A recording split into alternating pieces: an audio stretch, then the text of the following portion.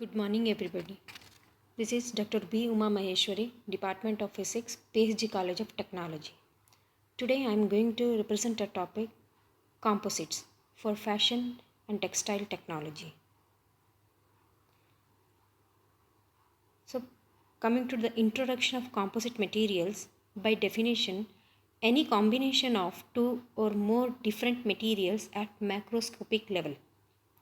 In a simplified manner,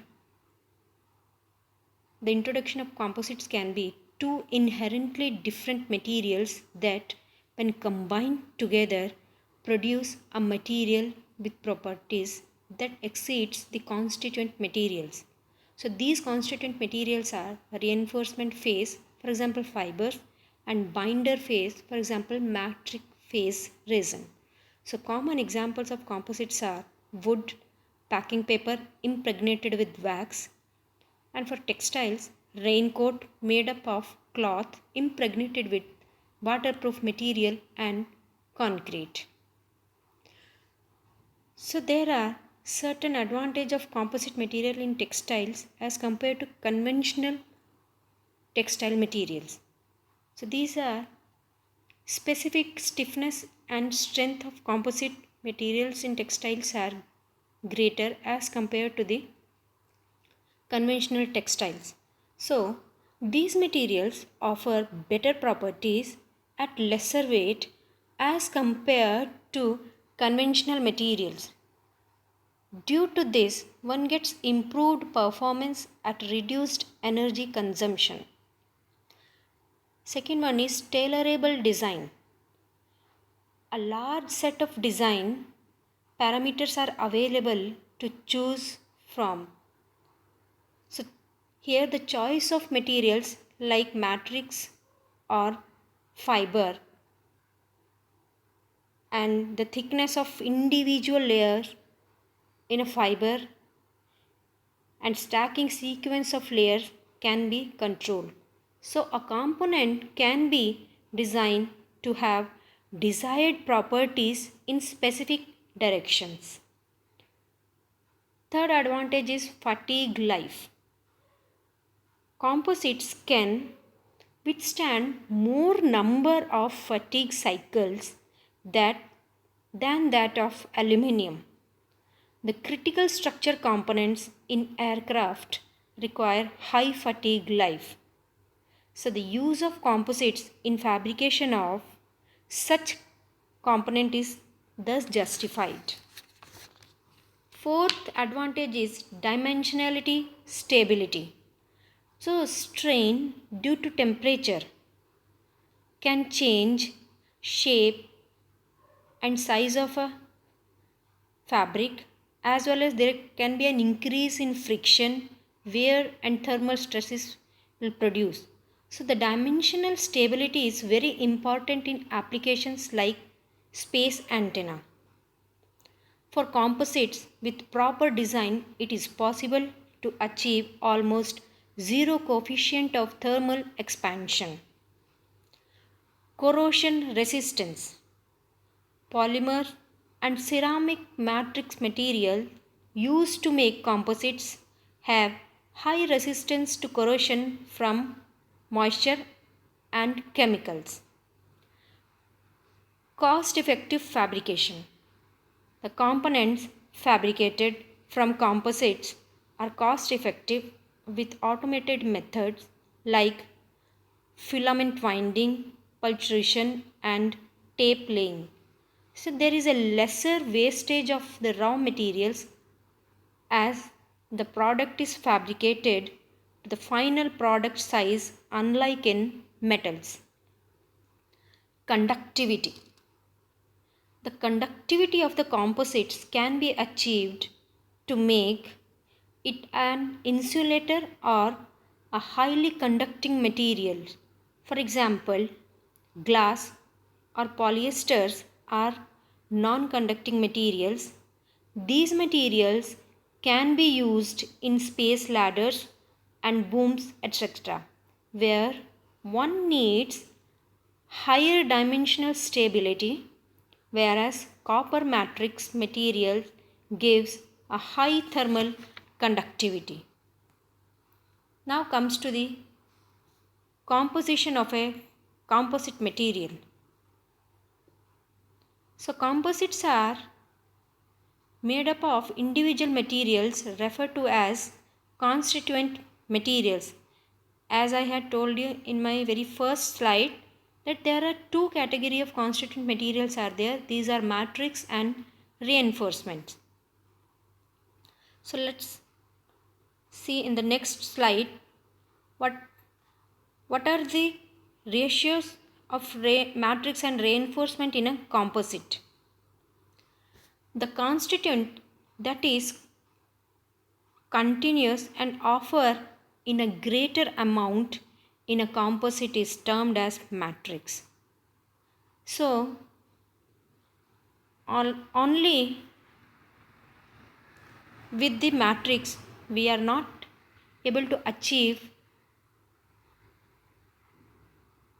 a composite. So we need a second constituent that is referred to as reinforcing phase or reinforcement, as it enhances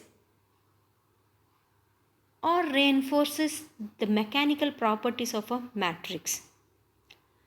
So in most of the cases, reinforcement is harder, stronger and stiffer than matrix. Now, functions of matrix. In a composite, matrix holds the fibers together. It improves and impact and fracture resistance of a component. It distributes the load evenly between fibers so that all the fibers throughout have a same amount of strain. It protects the fiber from environment.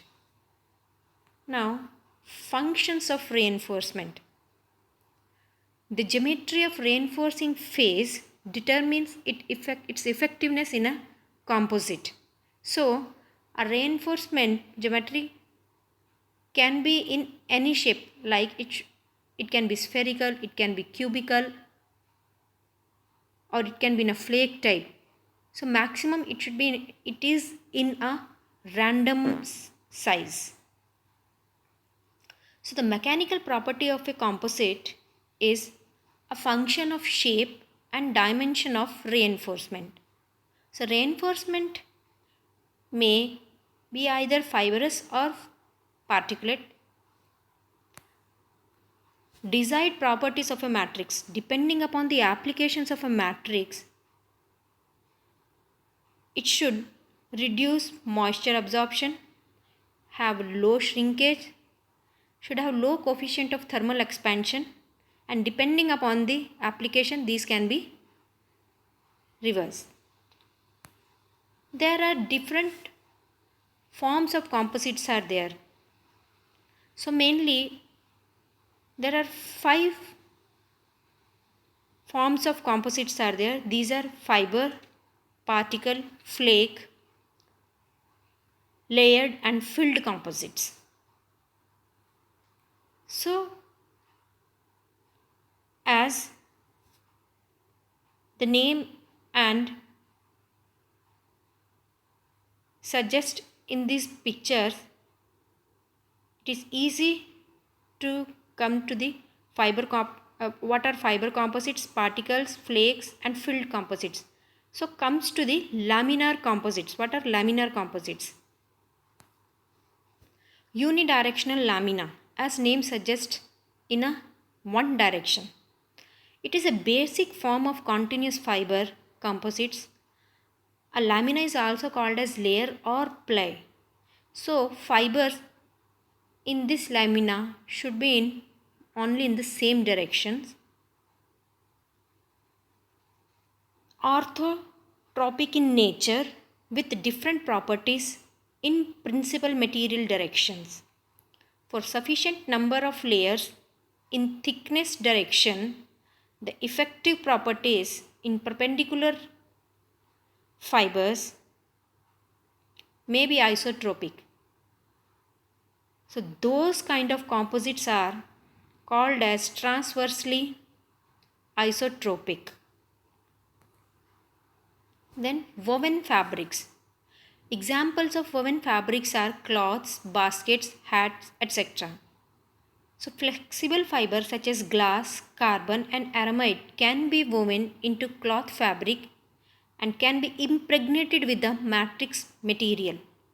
So aramide is a synthetic fiber. Then comes to laminate.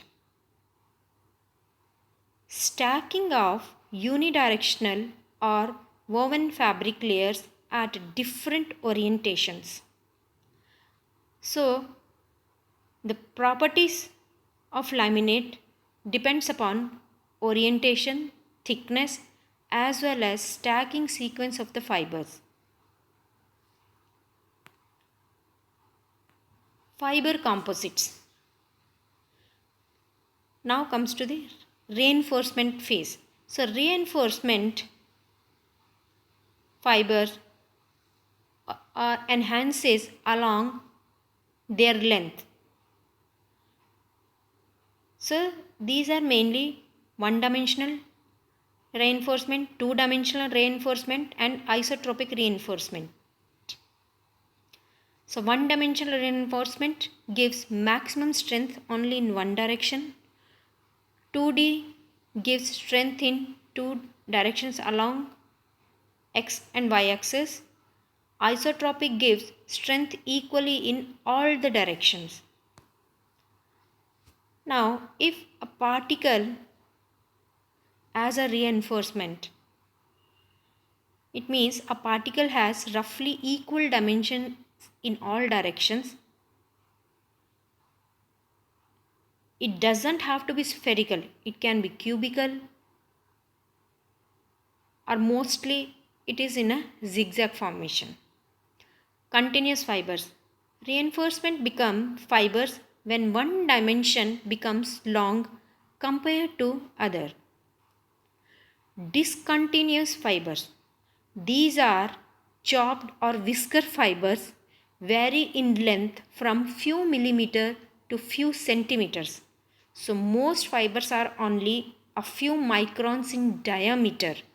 So it doesn't take much length to make the transition from particle fibers.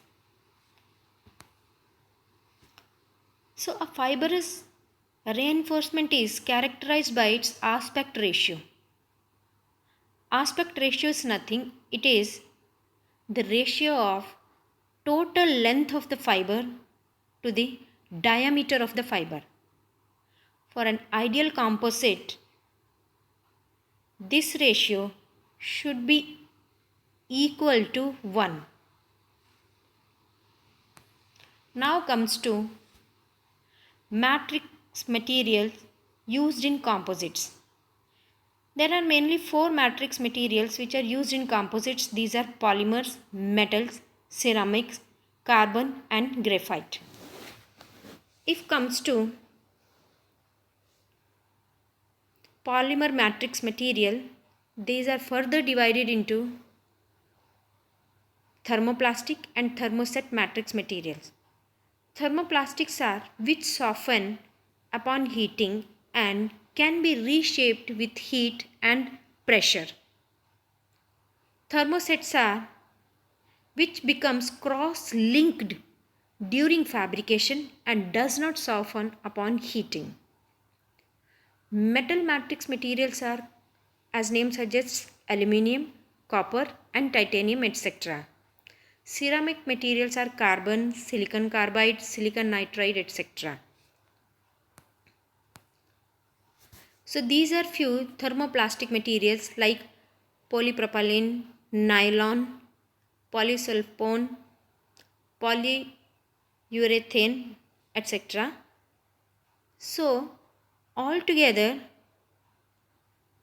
the properties of these materials are they have high in volume as well as high in their toughness.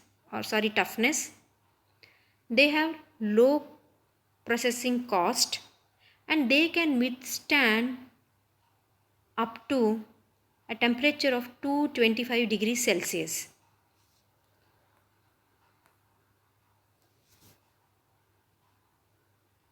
And they have other advantages like heating or steaming will not make the composite brittle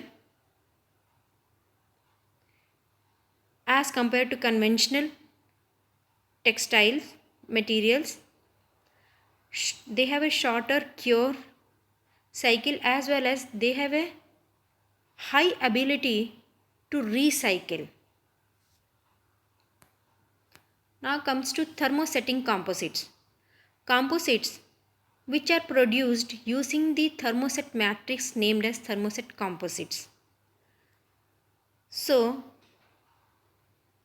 additionally, they require hardener for making the composites and it also requires the curing. So, this will automatically increase the production cost and processing time.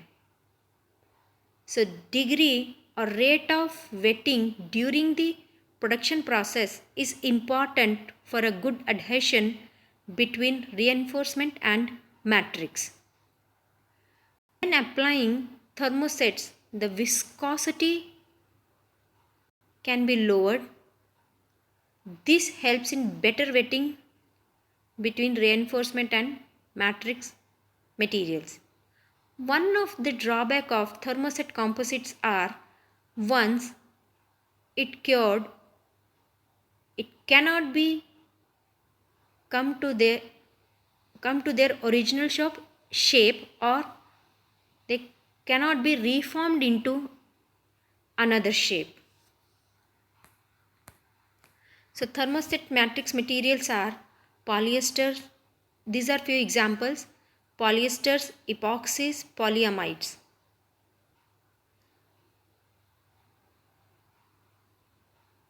Polyesters, they are inexpensive and light in weight and they can withstand till a temperature of 100 degrees Celsius. They used extensively with glass fibers. Epoxy. These are much more expensive as compared to polyesters. In contrast with polyesters, they can withstand up to a temperature of 175 degrees Celsius. They have an advantage of better moisture resistance as well as lower shrinkage on curing. Polyamide. In contrast to polyester and epoxy, they can withstand up to a temperature of 300 degrees Celsius, but they have a drawback. They are very difficult to fabricate. Hybrid composites. As name suggests, hybrid. These composites are in which two or more type of fibers are used. So two or more fibers allow the combination of desired properties from a fiber for a particular applications. For example, combination of aramide and carbon fibers give excellent textile properties of aramide and compressive properties of carbon fibers.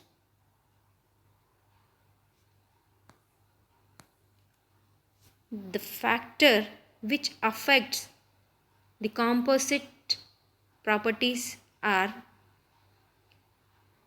apart from the properties of constituent materials like matrix and reinforcement, a composite have other phases present in them. They like additives, fillers and other reaction phases also affect the properties of the composites. The property affects with the length as well as orientation of the fiber, the cross-sectional shape of the fiber, as well as distribution arrangement of the fiber in the matrix.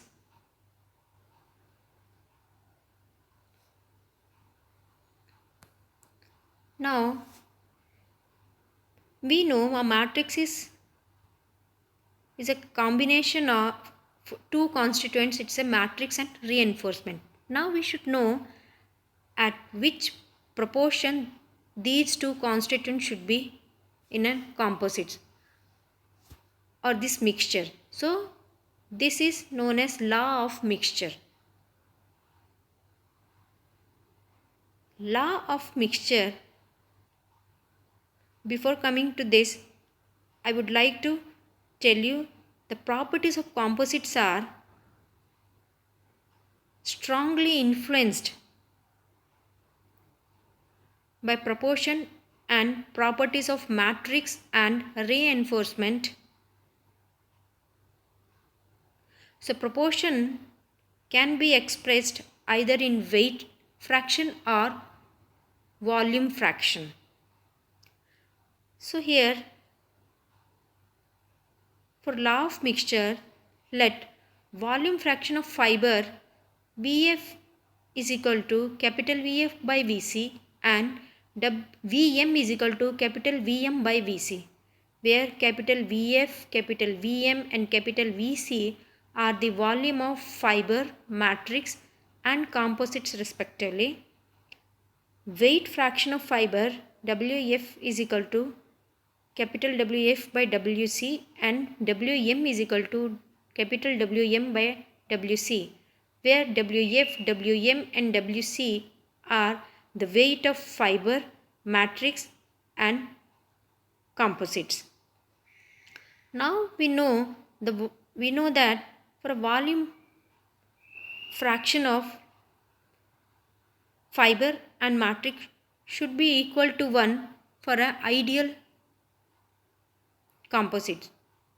So Vm plus Vf is equal to 1, as well as for weight fraction Wf plus Wm is equal to 1. So weight of a composite is the addition of weight of matrix and weight of fiber.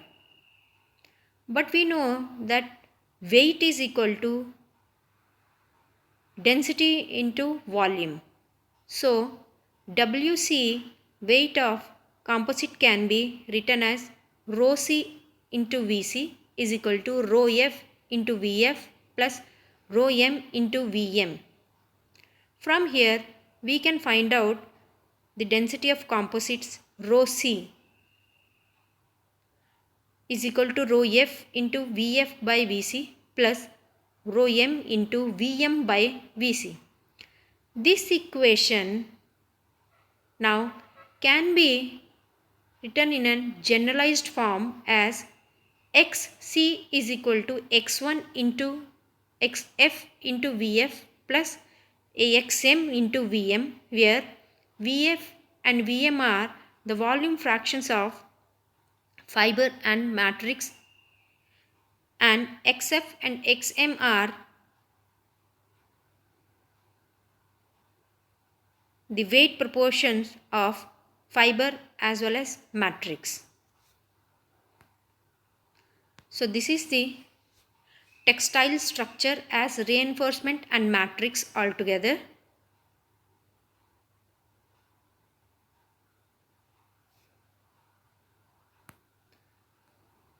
These are textile preforms. Textile preforms can be in either in two-dimensional structure or three-dimensional structures. For two-dimensional, preforms are woven, knitted, braided, non-woven, or combinations of weaving and non-weaving, knitting and non-weaving. Now the properties of textile preforms. What are the properties of textile preforms? Means properties of yarn, roving, chopped strands, woven fabric and fibrous mats. So these should be well suited for complex shaped textiles. Materials suited for large area coverage. They should provide excellent damage tolerance as well as They should go for highly automated process.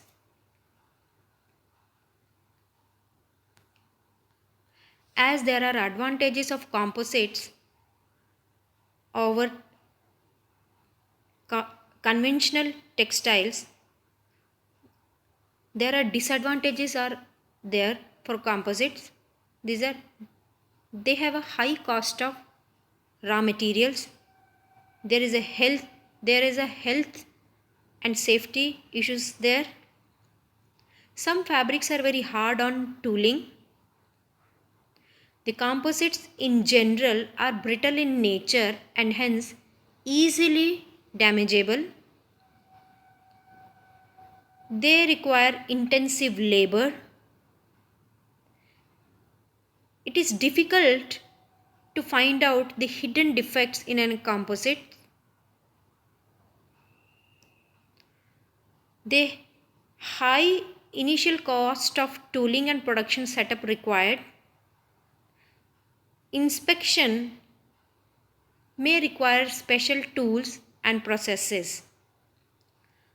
Analysis of composite is difficult to heterogeneity and orthotropy. Thank you.